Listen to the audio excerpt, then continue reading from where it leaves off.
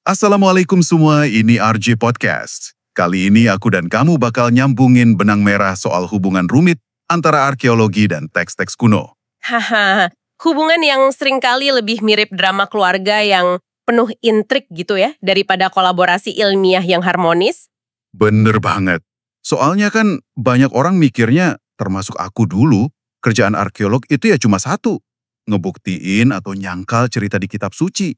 Kayak main kuis true or false aja gitu, tapi pakai sekop. Itu persepsi yang umum banget sih. Tapi di kalangan akademisi, cara pandang hitam putih gitu udah lama banget ditinggalin. Wah ya? Iya, arkeologi modern itu lebih kayak detektif yang nyoba merekonstruksi seluruh TKP. Tujuannya bukan cuma bilang, oh cerita ini bener, tapi buat ngertiin dunia di mana teks itu lahir. Maksudnya gimana tuh ngertiin dunianya? Ya, gimana kondisi sosialnya, politiknya, ekonominya orang-orang yang nulis teks itu.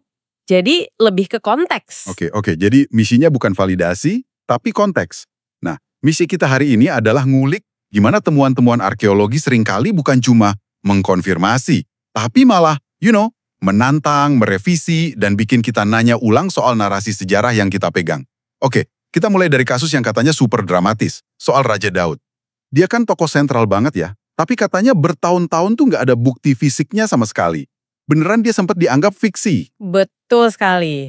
Selama puluhan tahun, banyak akademisi yang skeptis banget. Ada satu kelompok yang sering disebut mazhab Copenhagen. Basically mereka ini ahli Alkitab yang ngelihat banyak cerita di dalamnya tuh lebih sebagai karya sastra, bukan laporan sejarah. Oke. Jadi kayak mitos gitu. Tepat. Buat mereka, Daud dan Salomo itu semacam founding myth. Mitos pendiri bangsa yang diciptakan berabad-abad kemudian buat mengagungkan masa lalu.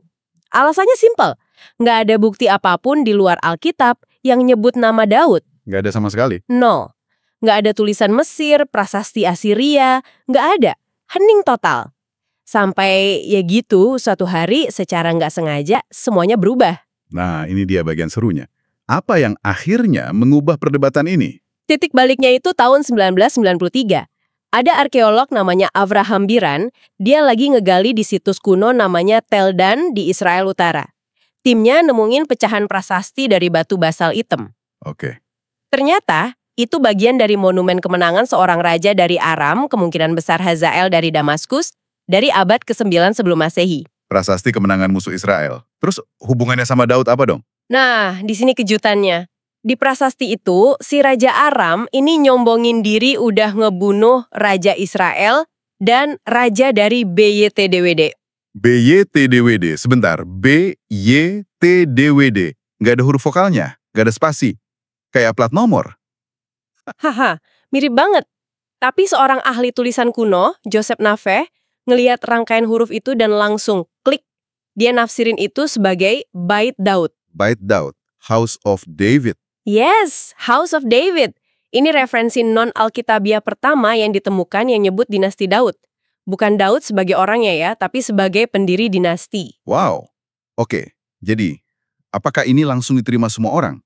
Atau malah ribut? Ya ribut dong pastinya, langsung meledak perdebatan sengit. Kaum skeptis kayak Philip Davis langsung bilang, tunggu dulu, BYTDWD itu bisa aja nama tempat, bukan dinasti. Masuk akal juga sih argumennya. Bahkan ada yang nuduh ini pemalsuan, walau tuduhan itu nggak pernah ada buktinya. Kebuntuan ini akhirnya dipecahin, bukan pakai argumen lagi, tapi pakai teknologi. Teknologi apa nih? Ada peneliti namanya Michael Langlois, dia pakai teknik pencitraan 3D super canggih. Namanya polynomial texture mapping. Bayangin aja kayak men-scan permukaan batu, pakai ribuan sudut cahaya beda-beda, jadi detail sekecil apapun yang tadinya nggak kelihatan jadi muncul. Keren. Terus apa yang ditemuin? Hasilnya luar biasa. Teknologi itu ngebuka atau nemuin titik pemisah kata yang super kecil dan udah aus. Tepat di antara Bait dan Daud. Oh, jadi beneran House of David? Iya, itu secara efektif ngakhirin perdebatan dan mengkonfirmasi pembacaan awal. Oke. Jadi kesimpulannya apa nih? Apakah ini berarti semua cerita soal Daud dan Salomo di Alkitab itu terbukti benar? Penemuan ini ngubah total pertanyaannya. Maksudnya? Perdebatan geser dari yang tadinya apakah Daud pernah ada, jadi Oke, dia ada, tapi segede apa kerajaannya? Ini contoh sempurna gimana arkeologi itu bukan memvalidasi, tapi merevisi dan memperkaya cara kita bertanya. Menarik. Jadi kadang arkeologi bukan cuma merevisi, tapi bisa ngebalikin total cara kita mandang peradaban ya. Aku dengar ada temuan di Turki yang literally gitu. Kamu pasti ngomongin Göbekli Tepe, ya. Temuan ini dampaknya jauh lebih radikal lagi. Ini situs di Turki Tenggara, umurnya sekitar 11.500 tahun. Sebentar, 11.500 tahun? Betul, ini dari era Neolitik Pratembikar, ribuan tahun sebelum piramida Giza, bahkan sebelum orang nemuin pertanian skala besar. Tunggu, situs dari para pemburu pengumpul. Isinya apaan emang Isinya benar-benar mencengangkan. Pilar-pilar batu kapur raksasa bentuk T, tingginya ada yang sampai 5 meter, disusun melingkar. Dan pilar-pilar ini penuh ukiran binatang buas yang detail banget. Ada rubah, ular, babi hutan, singa. Ini aneh banget. Bukannya kita belajar di sekolah urutannya itu manusia nemuin pertanian, terus ada surplus makanan, baru mereka menetap, terus baru punya waktu bikin kuil megah. Kok ini kebalik? Tepat. Göbekli Tepe itu ngehancurin model pertanian dulu, ritual kemudian itu. Hipotesis dari penemunya, almarhum Klaus Schmidt, itu revolusioner. Dia bilang Göbekli Tepe ini pusat ritual para pemburu pengumpul. Jadi? Justru kebutuhan buat ngebangun dan ngerawat tempat suci segede ini yang mendorong mereka buat mulai menetap. Dan buat ngasih makan orang sebanyak itu, mereka mulai eksperimen sama tanaman liar yang akhirnya jadi pertanian. Wow. Jadi ritual bukan produk sampingan peradaban, tapi malah mesin pendorongnya. Ritual dulu, pertanian kemudian. Persis. Ini ngubah total pemahaman kita soal apa yang micu peradaban. Bukan perut, tapi pikiran. Bukan butuh kalori, tapi butuh makna. Apa semua arkeolog setuju sama interpretasi kuil raksasa ini? Tentu ada perdebatan. Arkeolog lain, Ide Baning, ngasih kritik menarik. Dia bilang, misahin secara kaku antara kuil yang sakral sama rumah yang profan, itu cara pikir modern kita. Maksudnya gimana tuh? Mungkin bagi orang 11.000 tahun lalu yang nggak ada pemisahan itu. Baning bilang, Göbekli Tepe mungkin bukan kuil murni, tapi semacam rumah komunal raksasa. Tempat di mana ritual dan kehidupan sehari-hari, kayak masak, tidur, upacara, semuanya nyatu di satu tempat. Oh, jadi ini bikin aku kepikiran, kalau kita tarik lagi ke studi Alkitab, kan selama ini para sarjana sibuk nyari kuil Salomo yang megah itu. Pas gagal nemuin, banyak yang langsung bilang, fiksi ini. Nah, persis. Model alternatif dari Göbekli Tepe ini ngebuka kemungkinan lain. Mungkin aja pusat ritual di zaman Israel kuno itu nggak selalu berbentuk kuil negara yang wah, tapi justru tertanam dalam konteks domestik, di rumah tangga. Oke, kita udah lihat temuan-temuan besar. Tapi aku masih penasaran, kenapa sih dua arkeolog bisa ngelihat tumpukan batu yang sama dan ceritanya jadi beda banget? Ayo coba masuk ke ruang mesinnya arkeologi deh. Itu pertanyaan krusial. Jawabannya ada di metode dan batasannya. Ambil contoh metode penanggalan paling terkenal, radiokarbon atau C14. Ini sering dianggap standar emas kan? Tapi metode ini penuh jebakan. Ehek kayu tua atau old wood effect. Jadi gini, C14 itu ngukur kapan sebuah organisme, misal pohon, berhenti nyerap karbon, alias kapan dia mati. Oke. Dia nggak ngukur kapan bangunan yang pakai kayu itu dibakar.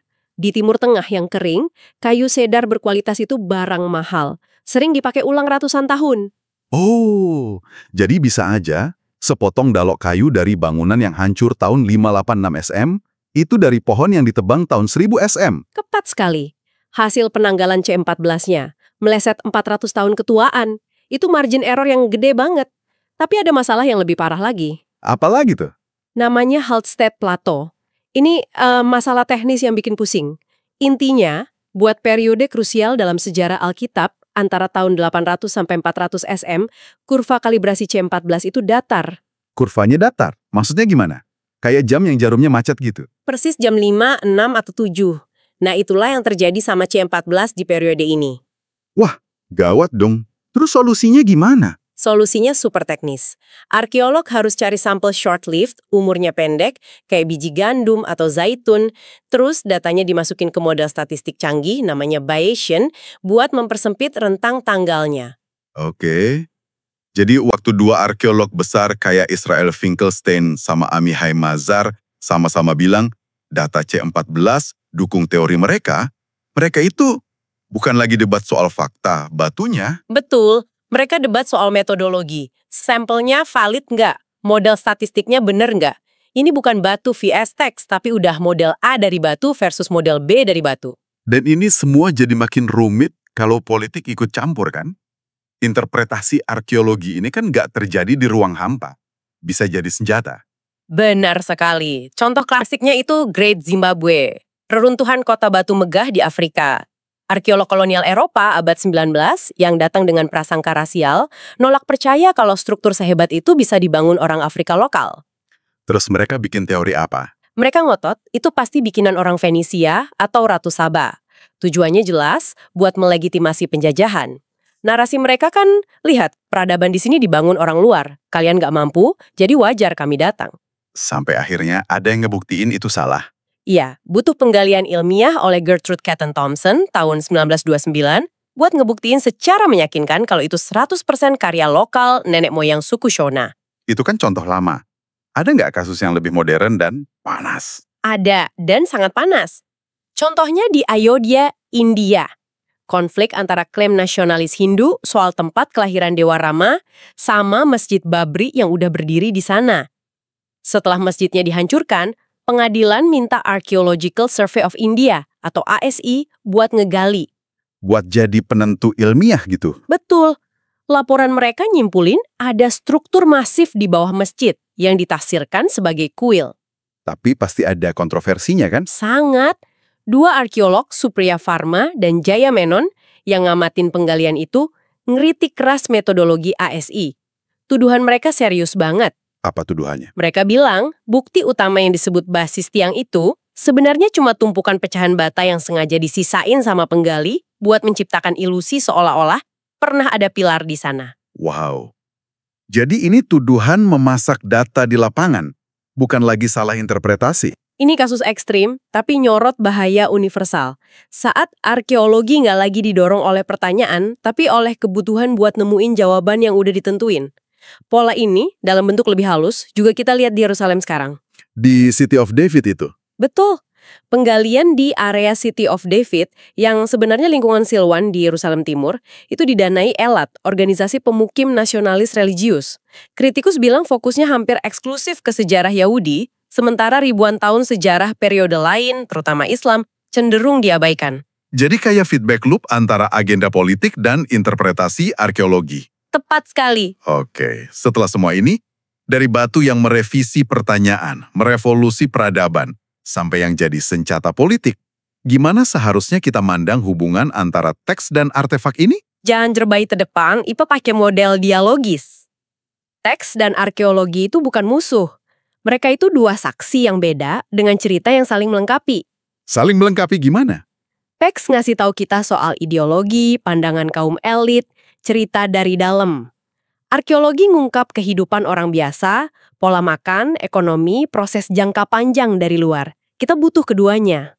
Bisa kasih contoh di mana dialog ini berhasil? Tentu. Arkeolog Jonathan Adler ngasih contoh bagus. Di situs Yahudi abad pertama, arkeolog nemuin banyak banget bejana dari batu kapur. Ini aneh, karena tembikar kan lebih murah. Terus? Batunya diem aja, nggak ngejelasin apa-apa. Tapi pas kita buka teks rabbinik, tradisi lisan Yahudi, kita nemu jawabannya. Menurut aturan kesucian mereka, tembikar bisa jadi najis secara ritual, tapi batu kapur tidak bisa. Tiba-tiba, batu-batu bisu itu jadi punya cerita. Oh, jadi gitu. Tapi bukannya bagian paling menariknya justru pas mereka nggak cocok. Nah, itu dia. Wawasan terbesar seringkali muncul bukan pas batu dan teks cocok 100%, tapi justru pas mereka berbeda. Kesenjangan antara realitas material, misalnya Yerusalem yang menurut sebagian arkeolog cuma desa kecil, dengan visi teologis yang megah di teks, kerajaan emas Salomo itu bukanlah kegagalan. Melainkan, Justru kesenjangan itulah ruang buat kita ngajuin pertanyaan-pertanyaan yang paling penting dan paling produktif. menarik banget. Jadi, ini bukan tentang nyari jawaban final, tapi belajar ngajuin pertanyaan yang lebih baik. Sebagai penutup, aku mau lempar satu pikiran provokatif buat kamu renungkan. Pada akhirnya, Perdebatan ini bukan cuma soal apa yang terjadi di masa lalu, tapi juga siapa yang berhak menafsirkan masa lalu. Kalau suatu hari nanti ada penemuan arkeologi yang mengguncang narasi sejarah yang kamu yakini, entah itu soal agama atau kebangsaan, coba tanyakan pada diri sendiri, gimana caramu akan menegosiasikan otoritas antara keyakinanmu dan bukti material yang baru itu? Penutup dari RJ Podcast hari ini, semoga kamu dapat insight baru. Sampai jumpa. Keep curious.